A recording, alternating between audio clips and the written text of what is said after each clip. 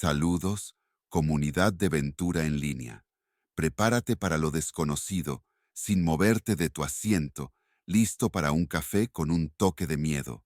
Comenzamos. Lo que se lleva la noche, relatos de terror. Lo que voy a contar ocurrió en los años 80, cuando vivía con mi esposa y nuestros 4 hijos en un campo apartado de República Dominicana. Teníamos poco, pero nos bastaba. Mis hijos, 2 niñas y 2 varones, eran la alegría de la casa, siempre correteando por el patio o ayudándonos en los quehaceres. Pero esa tranquilidad se rompió cuando Isabelita, nuestra hija menor, comenzó a debilitarse sin razón aparente. Al principio pensamos que era un simple cansancio. Mi esposa decía que la niña estaba agotada por el calor o por jugar demasiado. La acostamos temprano, le dimos remedios que siempre habían funcionado para aliviar cualquier malestar. Pero Isabelita no mejoraba. Sus mejillas perdieron el color y sus ojitos, siempre vivos, comenzaron a apagarse. Se quedaba en cama, apenas moviéndose, y lo poco que comía lo devolvía. Con el pasar de los días, su condición empeoró. Decidí llevarla al hospital más cercano, aunque sabía que el viaje sería largo. Isabelita estaba tan débil que tuve que cargarla en mis brazos durante casi 2 horas hasta llegar al centro médico. El doctor que la atendió nos observó con preocupación y desconcierto. Después de varias revisiones me dijo: «No encuentro nada. Su hija está bien físicamente». Regresé a casa con el corazón apretado. Si los médicos no encontraban nada, ¿qué podía estarle pasando a mi niña? Mientras la cargaba de vuelta, noté que su cuerpo parecía más liviano, como si cada día algo invisible le robara fuerzas. Esa noche, mientras mi esposa la acostaba, escuché su llanto. Me acerqué y vi que le rezaba en silencio, pidiendo respuestas que no llegaban. Una tarde, mientras intentábamos sobrellevar la angustia, llegó mi compadre Juan. Era un hombre trabajador, acostumbrado a lidiar con las cosas del campo, y siempre tenía una historia o un consejo para cualquier situación. Pero ese día no traía ni historias ni bromas. Miró a Isabelita acostada en la cama y miró hacia el techo. «Ventura», me dijo, «esto no es normal. Esa niña no está enferma de algo que un médico pueda curar». Lo miré con desconfianza, pero también con desesperación. Le conté cómo había ido al hospital y cómo los doctores no encontraban nada. Fue entonces cuando sugirió algo que nunca habría considerado: llevarla a un brujo. «No sé si crees en esas cosas», continuó, «pero conozco a alguien que puede ayudarte. Vive en un campo más lejos, pero es un hombre que sabe de esto». Mi primera reacción fue de rechazo. ¿Cómo iba a confiar en algo así? Pero cada vez que miraba a Isabelita, sentía que el tiempo se nos acababa. Mi esposa, aunque incrédula como yo, me convenció. «No perdemos nada», dijo con los ojos llenos de lágrimas. Decidí que haríamos el viaje, aunque eso significara cruzar varios kilómetros por caminos que apenas conocía. Nos pusimos en marcha un miércoles temprano. Preparé a Isabelita lo mejor que pude, envolviéndola en una manta para protegerla del aire fresco de la mañana. Caminamos durante horas, guiados por las indicaciones de mi compadre. Al llegar al lugar, nos recibió una casa pequeña hecha de madera, con un techo de palma que parecía a punto de caer. El brujo, un hombre de aspecto humilde, pero inquietante, tenía unos ojos que parecían penetrar el alma y una voz áspera que imponía respeto. Me escuchó con una paciencia casi desconcertante mientras le narraba lo sucedido. Luego, fijó su mirada en Isabelita, observándola con detenimiento, para finalmente negar con un lento movimiento de cabeza. «No puedo verla hoy. Debe ser un viernes, y tienen que traerla al amanecer», dijo sin dar más explicaciones. Me sentí frustrado. Habíamos hecho un esfuerzo enorme para llegar hasta allí, y ahora teníamos que regresar con las manos vacías. Pero realmente no había tiempo para dudar. Agradecí al brujo y prometí regresar el viernes. El viernes llegó más rápido de lo que esperaba. Al amanecer, tomé a Isabelita y emprendimos el camino de nuevo. Esta vez sentí algo diferente, como si una tensión invisible nos rodeara. Al llegar, el brujo nos esperaba fuera de la casa. Sin decir nada, me hizo pasar con la niña a un pequeño cuarto iluminado por una vela. Colocó a Isabelita en una mesa vieja y comenzó a murmurar palabras que no entendía. Con movimientos lentos, pasó sus manos sobre el cuerpo de mi hija, como si estuviera buscando algo. De pronto, se detuvo y me miró con gravedad. «Tu hija no está enferma», dijo. «La está chupando una bruja». Mi corazón se detuvo al escuchar esas palabras. Según el brujo, la bruja era una prima mía, alguien que nos visitaba de vez en cuando.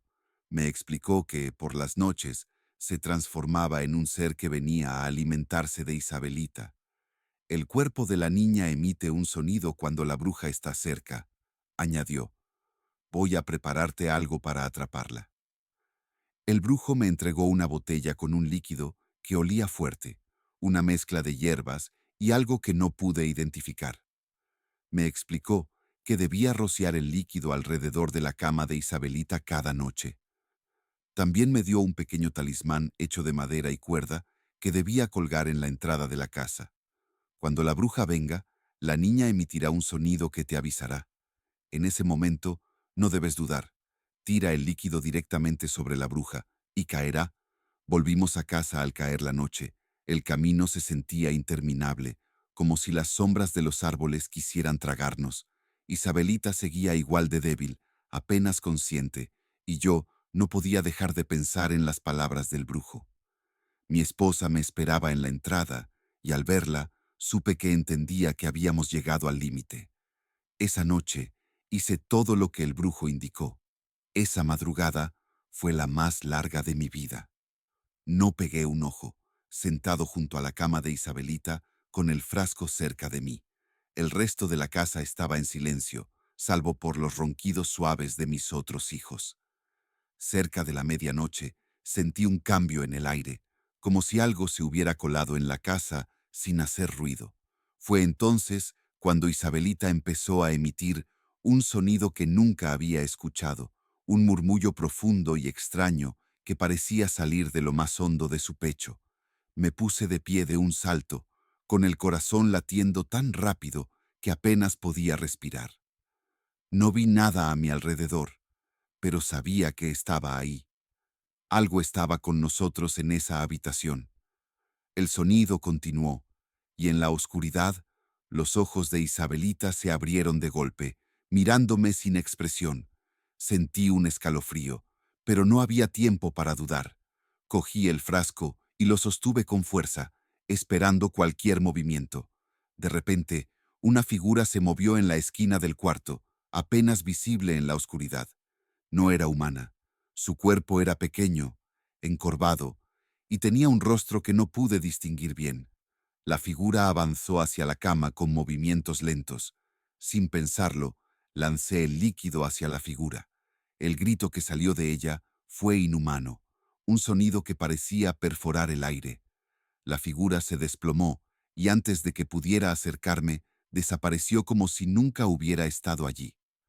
Al día siguiente, llevé a Isabelita de vuelta al brujo. Le conté lo que había ocurrido, pero no parecía sorprendido.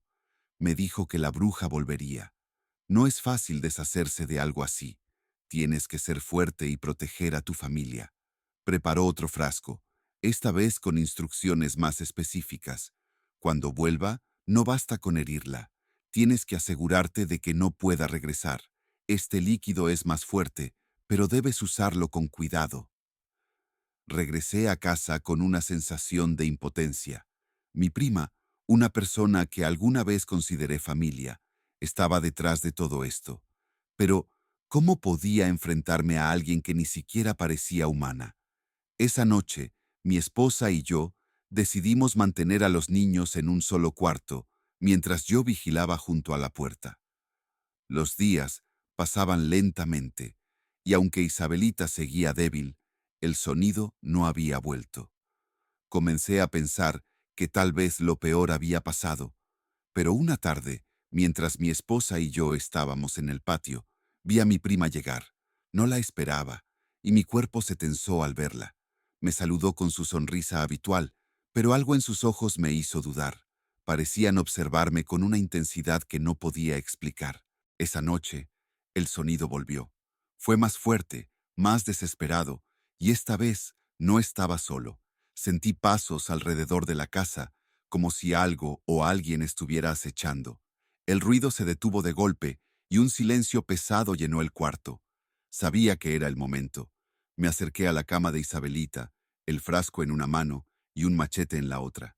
Cuando el sonido regresó, lo hizo con fuerza, casi como un grito. La figura apareció nuevamente, pero esta vez no estaba sola.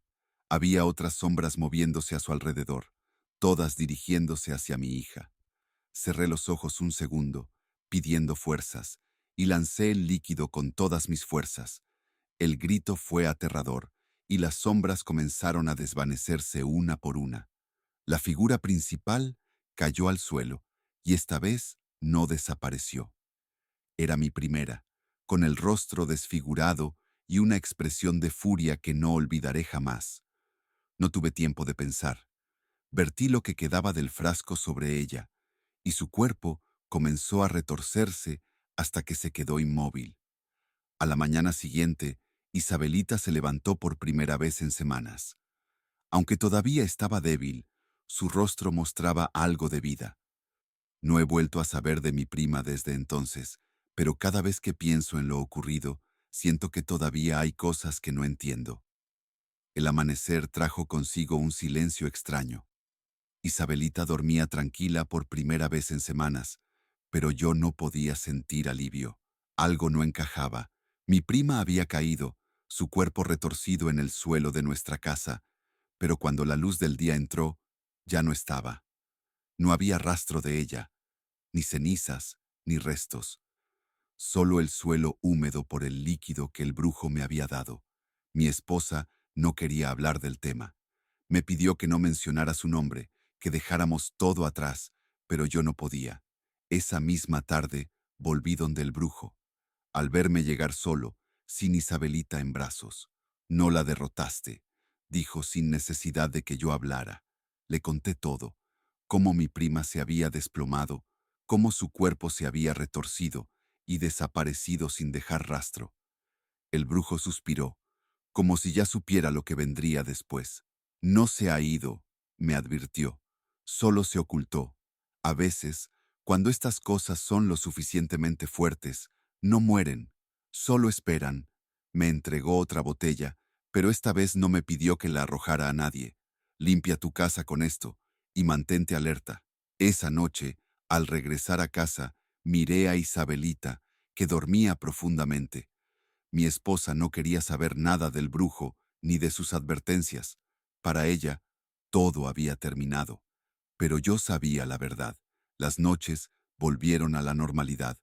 Isabelita recuperó sus fuerzas, empezó a caminar otra vez, a comer como antes. En menos de una semana era la misma niña de siempre, pero algo en su mirada había cambiado. Una noche, mientras acomodaba su manta, sus ojos se abrieron de golpe. No con el brillo inocente de una niña, sino con la misma intensidad con la que mi prima me había mirado aquella tarde en el patio. Sonrió. Fue una sonrisa pequeña, casi imperceptible, y luego cerró los ojos, como si nada hubiera pasado. No dije nada. No desperté a mi esposa. No quise moverme. Solo me quedé de pie, sintiendo el frío recorrerme el cuerpo. Al día siguiente, todo siguió normal.